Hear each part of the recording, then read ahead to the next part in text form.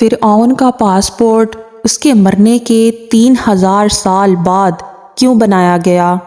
فرعون کے بال اور ناخن آج بھی کیوں بڑھتے ہیں؟ فرعون کی فرعونیت سے ہر کوئی واقف ہے، جس نے ایک ظالم بادشاہ بن کر ظلم کے پہاڑ ڈھائے۔ خداوندی کا دعویٰ کرنے والے مصری فرعون دوم کی لاش آج نشان عبرت کے طور پر میوزیم میں رکھی گئی۔ فرعون کی لاش سے متعلق بہت سے ایسے راز موجود ہیں جن کے بارے میں لوگوں کو نہیں پتہ۔ آج ہم آپ کو فرعون کے غرق ہونے اور اس کی لاش کے حوالے سے بہت سے حیران کن حقائق بتائیں گے۔ سن 1891 سے قبل کوئی نہیں جانتا تھا کہ خدائی کا دعویٰ کرنے والے فرعون کی لاش کو کیا ہوا تھا۔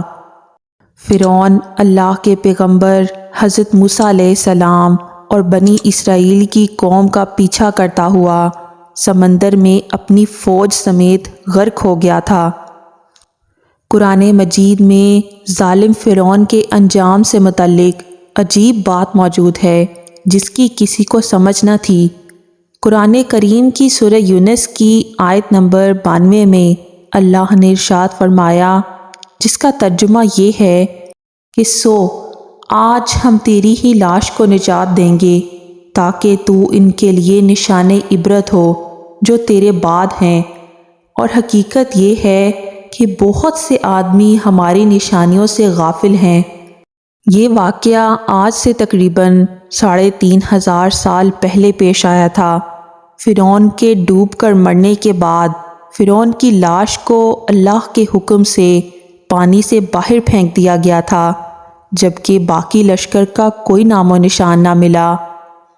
مصریوں میں سے ایک شخص نے ساحل پر پڑی فرعون کی لاش پہچان کر پہلے دربار کو بتایا، پھر اس کی لاش کو محل پہنچایا گیا۔ درباریوں نے اس کی لاش کو مسالے لگا کر پوری شان و احترام کے ساتھ تابوت میں رکھ کر محفوظ کر دیا۔ حنوط کرنے کے عمل کے دوران ان سے ایک غلطی ہو گئی تھی۔ فرعون چونکہ سمندر میں ڈوب کر ہلاک ہوا تھا اور مرنے کے بعد کچھ عرصے تک پانی میں رہنے کے باعث اس کے جسم پر سمندری نمکیات کی ایک تہہ جمی رہ گئی تھی۔ مصریوں نے اس کی لاش پر نمکیات کی وہ تہہ اسی طرح رہنے دی اور اسے اسی طرح حنوط کر دیا۔ سال 1871 میں مصر کے شہر الغورنیہ سے تعلق رکھنے والے غریب اور معمولی چور احمد عبدالرسول کو فرعونوں کی حنوط شدہ لاشوں کی طرف جانے والے خفیہ راستے تک رسائی مل گئی تھی۔ احمد عبدالرسول نواردات چوری کر کے بیچا کرتا تھا۔ ایک دن وہ دریائے نیل کے کنارے طبیسہ کے مقام پر اسی سلسلے میں پھر رہا تھا جب اسے اس خفیہ راستے کا علم ہوا۔ جب وہ وہاں نواردات کی چوری کے لیے سرنگ کھود رہا تھا تب اسے کچھ لوگوں نے پکڑ لیا اور پولیس کے حوالے کر دیا۔ اس جگہ کی مسلسل کھدائی عمل میں لائی گئی اور سال 1891 کو دوسری ممیوں کے ساتھ فرعون کی لاش بھی ملی۔ اس کے کفن پر سینے کے مقام پر اس کا نام درج تھا۔ اس کی لاش پر تحقیق کی گئی تو اس بات کی تصدیق ہو گئی کہ وہ فرعون کی لاش ہے۔ سال 1896 میں فرعون کی ممی خراب ہونے لگی تو اس وقت کی مصری حکومت نے فرانس کی حکومت سے درخواست کی کہ فرعون کی ممی کو خراب ہونے سے بچایا جائے۔ جدید سائنسی ذرائع سے اس کی موت کی وجہ بھی معلوم کی جائے۔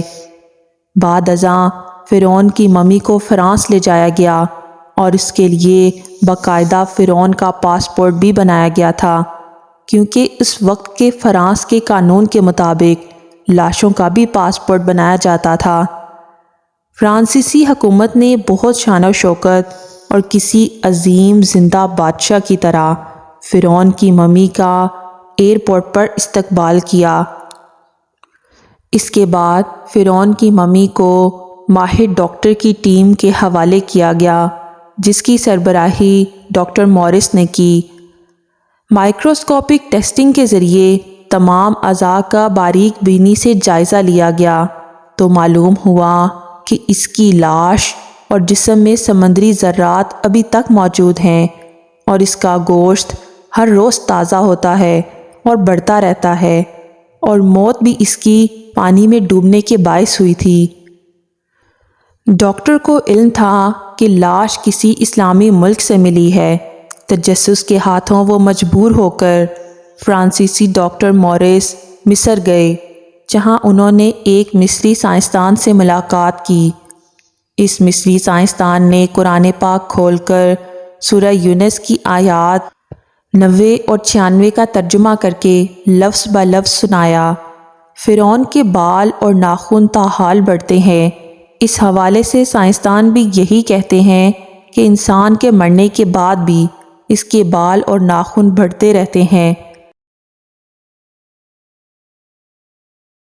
ہر سال 15 مارچ کو مصر کے میوزیم میں رکھی فرعون کی ممی پر چوہے چھوڑے جاتے ہیں اور وہ اس کا بڑا ہوا گوشت کھا جاتے ہیں، اور پھر فرعون کی ممی کی ڈریسنگ کرنے کے بعد دوبارہ اسے شیشے کے تابوت میں رکھ دیا جاتا ہے۔ قرآن مجید کی آیات کے مطابق فرعون کو اللہ تعالیٰ نے پانی میں غرق کر دیا تھا اور قیامت تک اس کی لاش کو نشان عبرت بنا دیا۔ دنیا کے ہر فرعون کا انجام نشان عبرت ہی ہے۔